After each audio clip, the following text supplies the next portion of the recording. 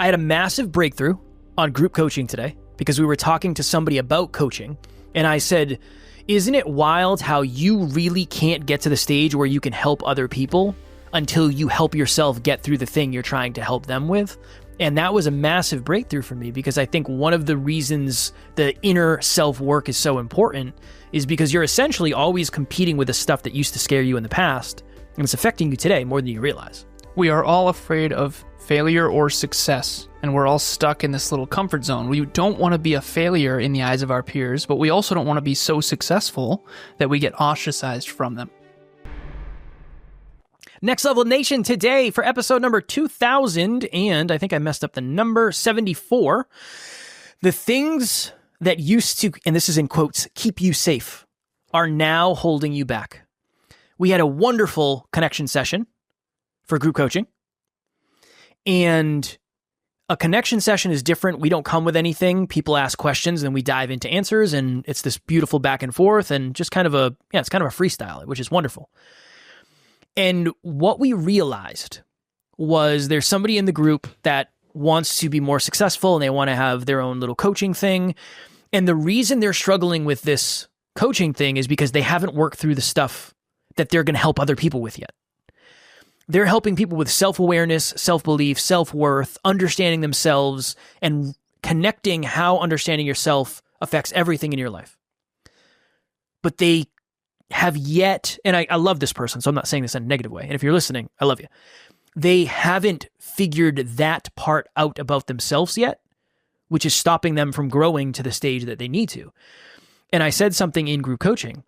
I said the things that we were forced to do to quote unquote survive in the past are now the things that are stopping us from thriving.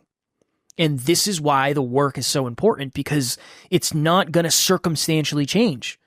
If anything, if you have a fear of success, success is going to make the fear of success worse until you figure out where it comes from. Just like on my end, if you have the fear of failure, success is not going to fix that. That just raises the stakes to create a potentially higher failure. So the things that used to quote unquote keep us safe, maybe playing small or having an ego, are now holding us back from becoming the authentic versions of us, which is stopping us from being the people that we actually want to be. I'm trying to think of tangible examples of things that used to keep us quote-unquote safe, but now they're holding us back. I was on a podcast earlier, and we talked about the metaphorical mountain of the infinite game of reaching your potential. You never really get there. You keep climbing to the next level, next level, next level, next level, next level, but you never actually get to the top of the mountain. There is no end to reaching your full potential. And what did she ask me? She asked me about the fear of failure, about the fear of success, which one I was more afraid of. I said success for sure. Oh, she said, does it get easier as you climb? Does it get easier? And I kind of chuckled, not in a negative way, not at her, but under my breath, just because I was so excited for the question. I said, tongue in cheek, I think the world's biggest lie is that success makes life easier. The reason why is because the stakes are now higher. So if you're afraid of failure, to Kevin's point, now you have farther to fall. People perceive you as amazing now if you are successful, quote unquote, but now you have farther to fall. If you're afraid of success, obviously being more successful makes that even harder. And so I was trying to think to myself, where do these fears come from? Where do these insecurities come from? I'm going to use a metaphor. If you're on the basketball court and you're the best player on the court, but you have a friend who's a bully who's insecure about you shining, he's going to get mad at you or she when you don't pass them the ball. So you're going to get social pain associated with being the best on the court.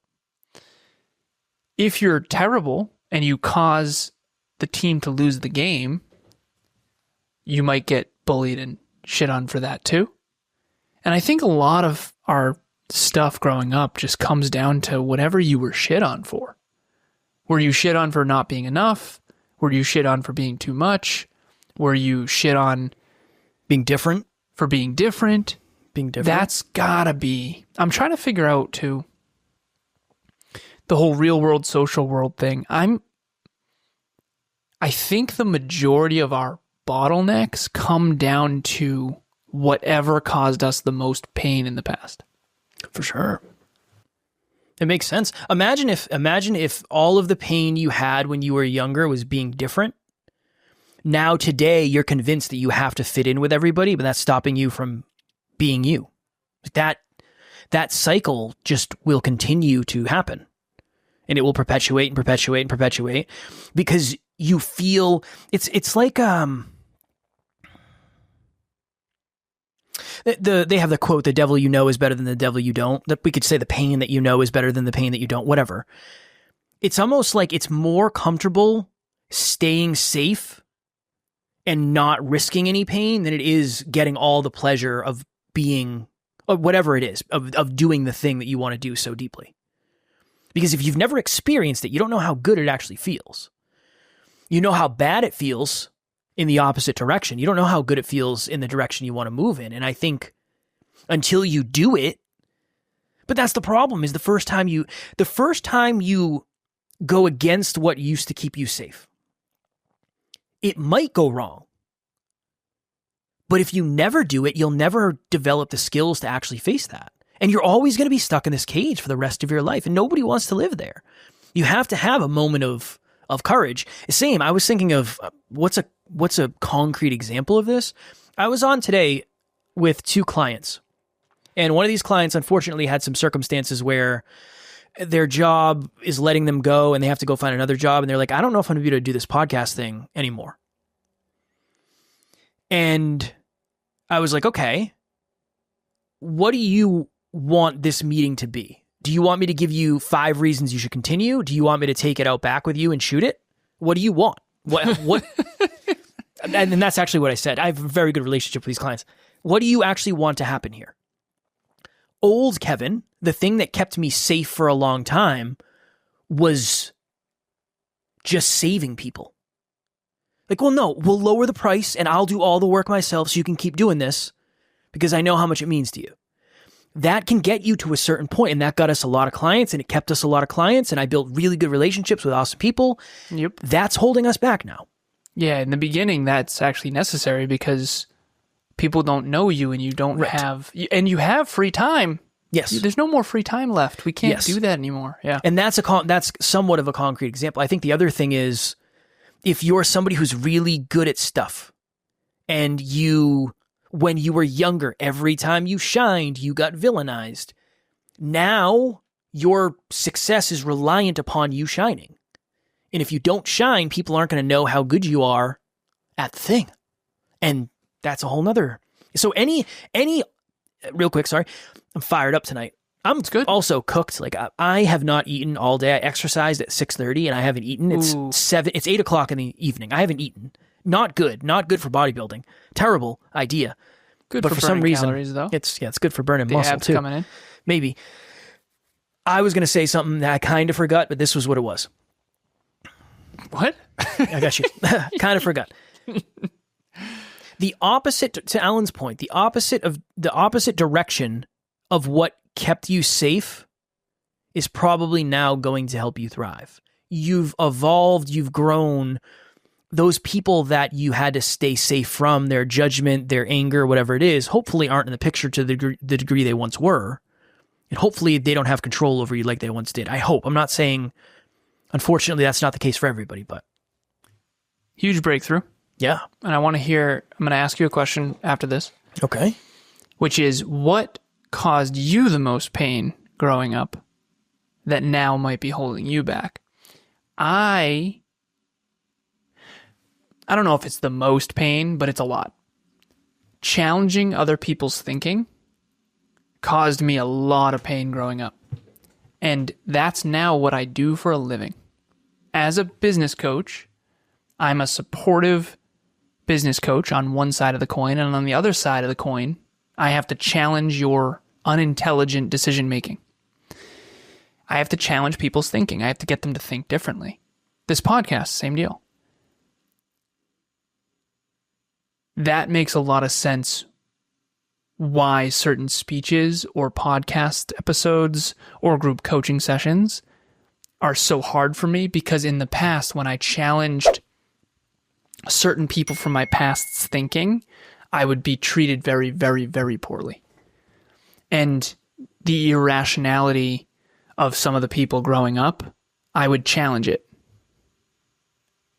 And I would try to say, that's probably not a great idea. And don't you think this? Don't you think this? And it would, a lot of times it would hurt my relationships. And it would also hurt me. I'd be attacked or villainized or hurt in some way. So growing up, the number one thing that probably caused me the most pain was challenging other people's thinking.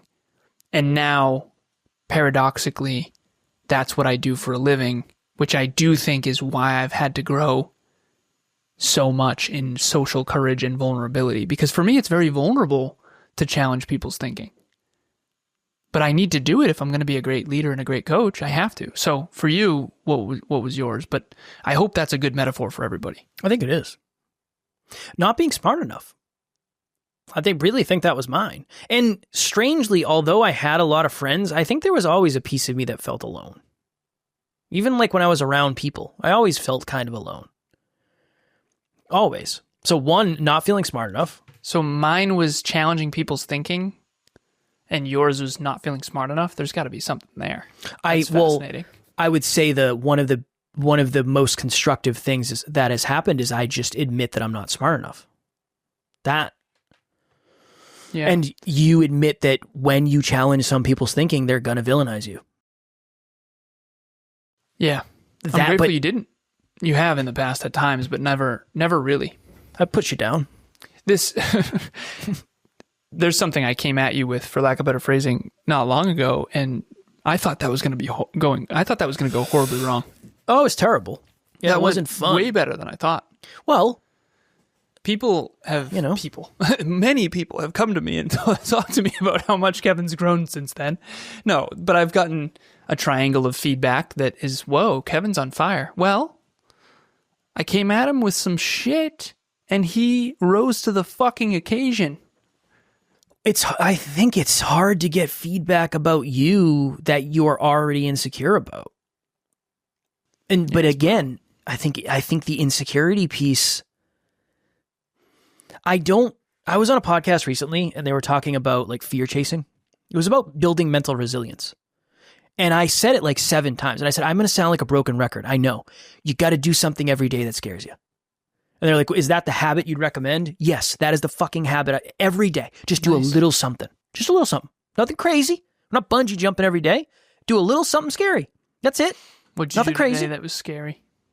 I haggled a car deal, which was fucking terrible. As we all do at some point in the day. It was absolutely terrible. Hey, good for you. You feel good about yourself, though. No, because I could have done better. I could have done better. Yeah, that's but the problem. You did better than you've done in the past. 100%. Last time I got fucking gouged. Yeah, you did. I got gouged last time. I didn't even know. I told Taryn, I said, I know so much about car dealerships. I spent 3 hours yesterday ChatGPTing. Nice. Base factor, like how they do APR and leases. Like, I know enough to be power, baby. It's potential for sure. If you don't have courage, if I could have been in there tucking tail today. It's like, okay. Turns out you did. You said I could have done better. And we'll save that for another episode. I did not get a new car because we're balling out of control and we just need to spend all our money. We're actually saving money. So this was a very, very strategic short-term and long-term play. Nobody else is going to tell you that. Everybody else is going to get a new car and then they're going to try to ball out of control with it. We're actually saving money. So that's the reason we did this. You know it. I try to admit that in certain things I am not smart enough yet. Does not mean I can't get smarter. Does not mean I have a fixed mindset. That. And then I take pride now in kind of feeling alone at times. Because I thought loneliness, this is it. This is deep. I thought in the past loneliness equaled failure. Now I feel like loneliness equals success. And that's nice. And I don't feel you said truly feel. You didn't say think. I feel. One of the big things that needs to be shared here. Can I add real quick before you go? Absolutely. Just real quick. You fucking cut me off. You cut me off mid. I need to make sure I don't actually feel alone because I'm married and I have a great business partner and a team. So it's not like, a very small group of friends, but the people in my life are really good. So I don't want it to get cut off there. It's like, yeah, I'm fucking lonely all the time. just me and the podcast. That's all I got. Yeah, that's it. When this ends, I just sit here until we record next time, just in the dark.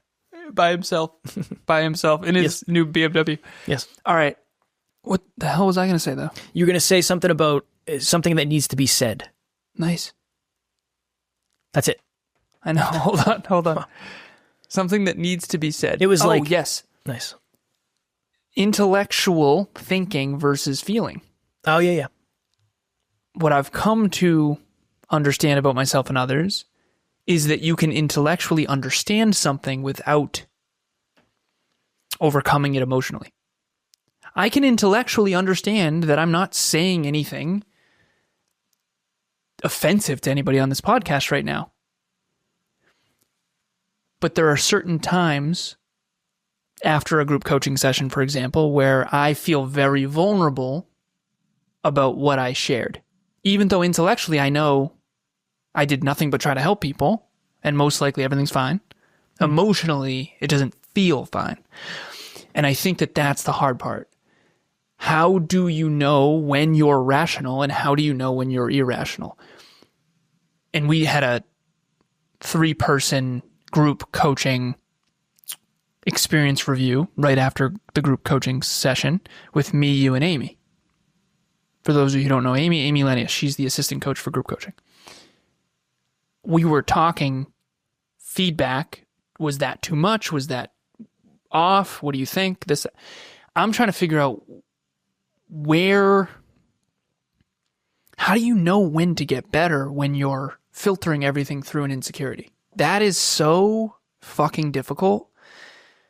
And the feedback you get from other people is filtered through their insecurities.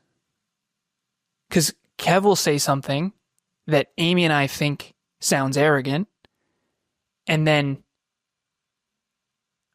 I'll say something that I don't think sounds arrogant at all, and Kev will be like, well, other people are going to think that that's arrogant. It's all filtered through our own core wound, our own insecurity. That has got to be one of the biggest challenges that human beings face, is all the feedback you get is predicated on the other person's belief system and insecurities. It's only a percentage accurate. Yeah. It's really only a percentage accurate. Hello, NLU listener. Thank you, as always, for listening to Next Level University. Real quick, I just want to jump in and let you know about the Next Level Dreamliner. This is a journal that I use every single day. Achieve your dreams 90 days at a time. It breaks down your dreams into goals, milestones, and daily habits. We hope you enjoy it. The link will be in the show notes. Well, okay, when you get off something, is what you think different than what you feel? Yes.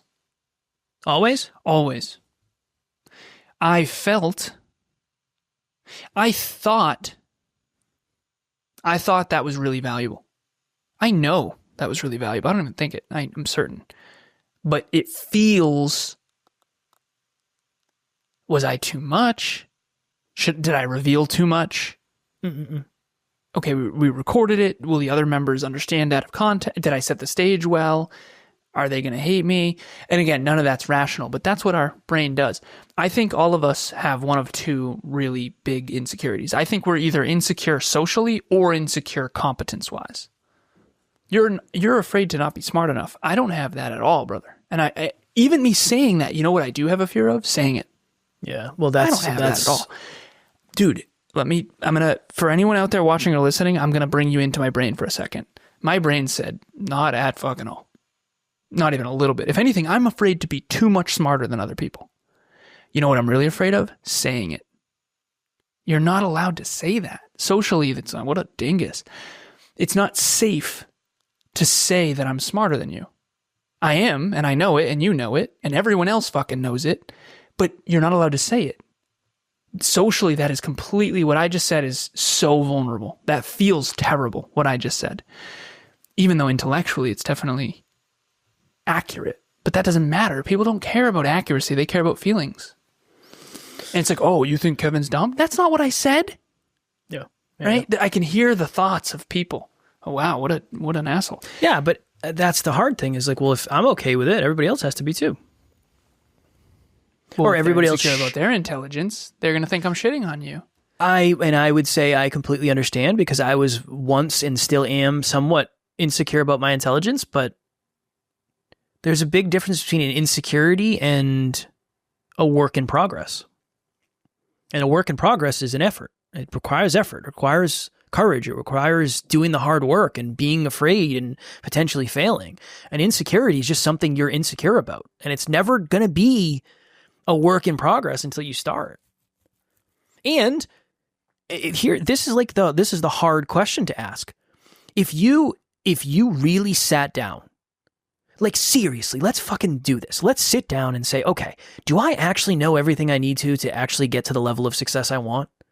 If not, I'm not saying you're stupid. I'm not saying you're dumb. I'm not saying you're not intelligent. You just don't know enough to get to where you want to get to yet. And that's totally fine. What's wrong with that? There's nothing wrong with that. Do we have negative relationships with that? 100%. I think that the relationship gets even more negative if you don't believe you're capable of getting that information to stick within your brain. And that's where I was. So if I was going to villainize, it was going to be because I didn't think I could grow. Did you have pain around not being smart enough? Like, did you feel... For sure. I say this all the time on podcasts. I don't know if this was your experience. I always felt like I felt worthless. I think that's the best way. Growing up without a dad, all of my friends' families like tried to semi-adopt me. Come over, have dinner with us. You can sleep over. You can come on vacation with us. Blah, blah, blah, blah, blah. Yeah. And it was always like, oh, there's something wrong with me, isn't there? Like, why does everybody treat me so different? I can see, it's not bad. Like, that's all things considered. That's a positive thing to get. But it was always like, why does everybody treat me like I'm damaged? Like, what is that about? And then now in retrospect, it's like, oh, they were trying to save me from what seemed like a very not normal life, which maybe it wasn't. It definitely wasn't. But neither were theirs. Neither were theirs. Dude, I've never, was my childhood normal and did I grow up in a normal nuclear family? No. I have never seen my mother take a drink of alcohol. Ever. Not a single time. Ever. In my entire life. A lot of the people I grew up with, their parents were low-key and or high-key alcoholics, and we just didn't realize it. And or high-key. And again, everybody's going through their own shit, whatever. But I'm just saying my childhood wasn't that. It was weird and traumatic in other ways, but it wasn't that way. I was never physically abused. I was never verbally abused. That never happened. I think my mom smacked me one time because I think I called her a bitch. So I was deserved. Oh my God. Yeah, whatever. She cut my rat tail off because I swore at her. She put soap in my mouth one time because I swore at her. But she said, don't swear or I'm going to cut your rat tail off. Do it, bitch. Boom. Gone. Fucking rat tail. Years growing that out. In retrospect, she did me a favor because, And then she said, if you keep swearing, I'm going to put soap in your mouth. You wouldn't dare. She did. Not even a soap. Wouldn't dare, bitch. I think so. Not even a soap bar. It was liquid soap. Liquid. Done. But I think it was feeling broken. Feeling what defective. About in class and stuff? When you defective. I think that's the best word. I felt defective. I wasn't not smart. We always joke about how I'm really good at mental math. Alan, I beat everybody in the times tables. Good fucking luck. You come at me. Good luck. Up to 12 times 12, bulletproof. Nobody could beat me. Baby? 144. Yeah. Nobody could beat me. 8 times 7, 56. 7 times 7, 49. 7 times 4, 28.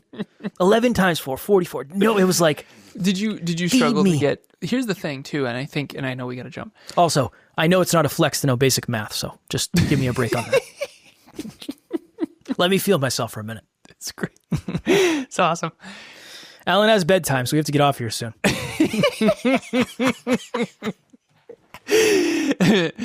Oh, for fuck's sake, man. At the end of the day, I have too many questions to ask and not enough time to ask them. Yeah. There's certain things that were just really hard for us, certain things that really weren't. I always felt like if I wanted to get good grades, I could just go do it. But I remember in track and field, I didn't hit puberty yet, and I could not fucking compete. It was brutal. It's terrible. So we all have to go back and figure out what caused us massive emotional pain. I think emotional pain is what we should hone in on here.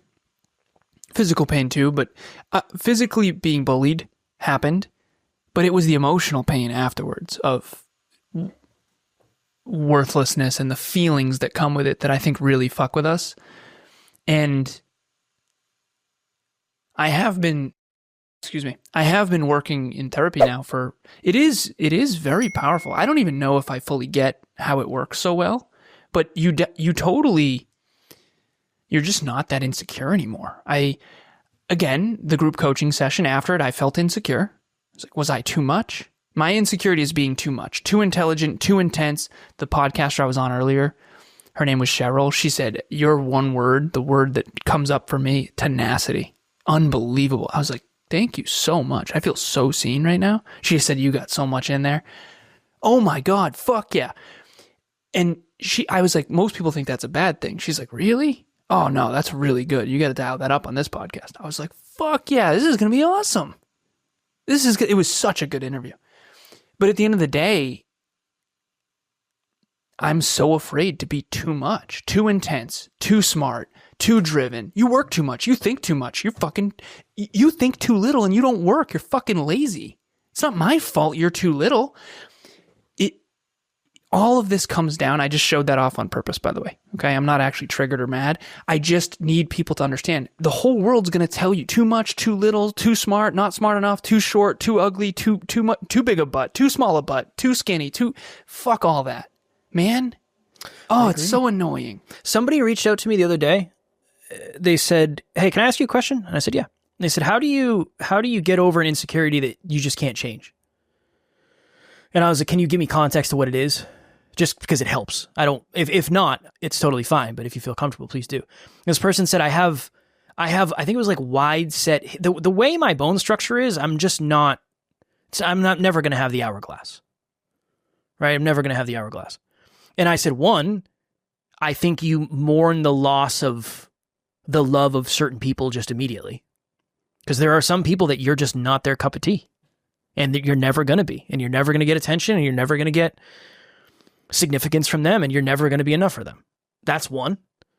And then part two, you figure out how you feel about that, and then you sit with that and realize this is never going to change.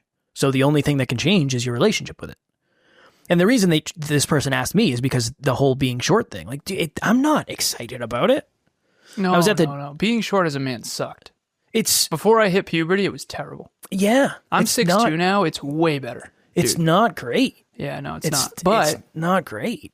I don't get the same level. I'm in good shape, so it helps, and that's one of the reasons I probably am. But I don't get the same level of respect from men. I don't get the same level of respect from women. Yeah, for sure. It's an unfortunate primal thing. It is what it is. What am I going to do?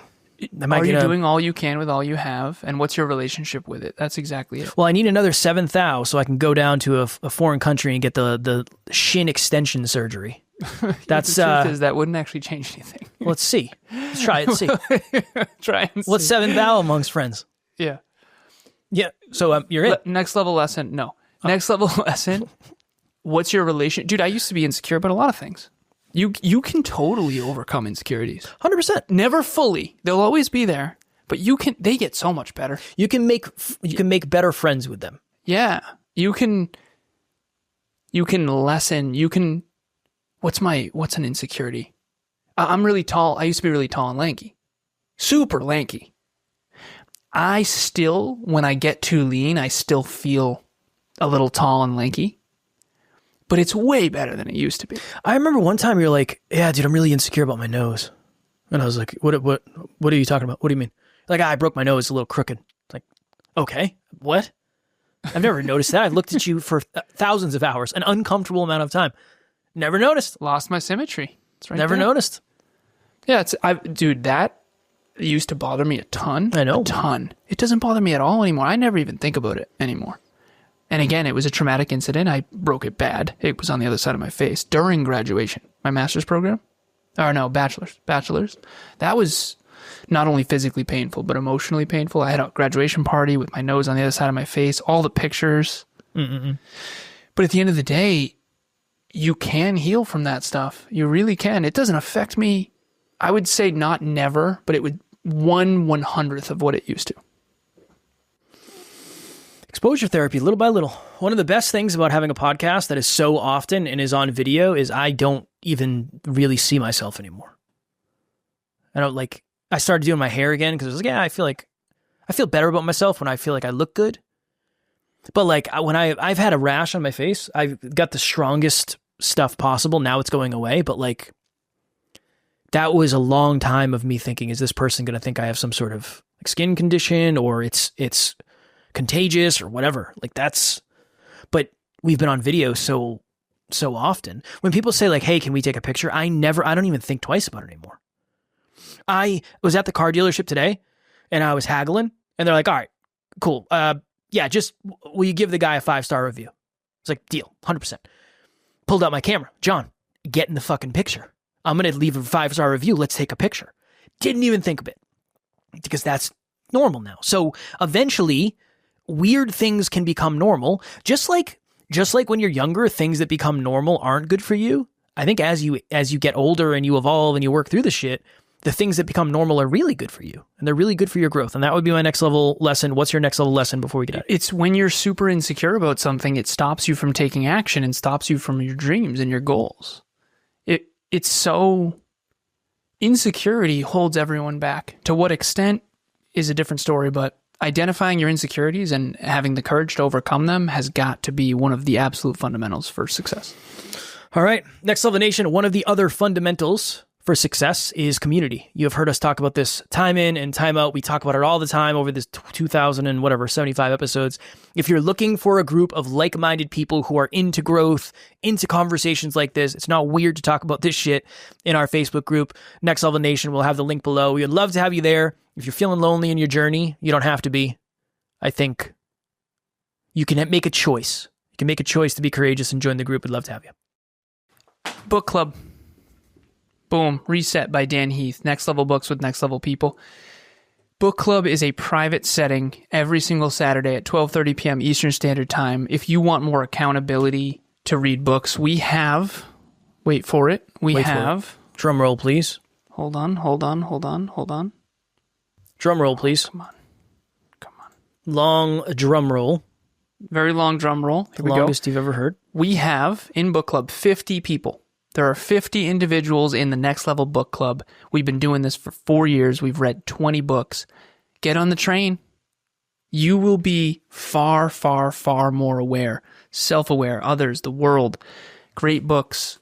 And the only intention we set is we are here to challenge your existing thinking so that you can have a bigger, better, brighter future.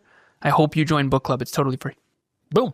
As always, we love you. We appreciate you. Grateful for each and every one of you. And at NLU, we don't have fans. We have family. We will talk to you all tomorrow. Keep it next level. Next Level Nation.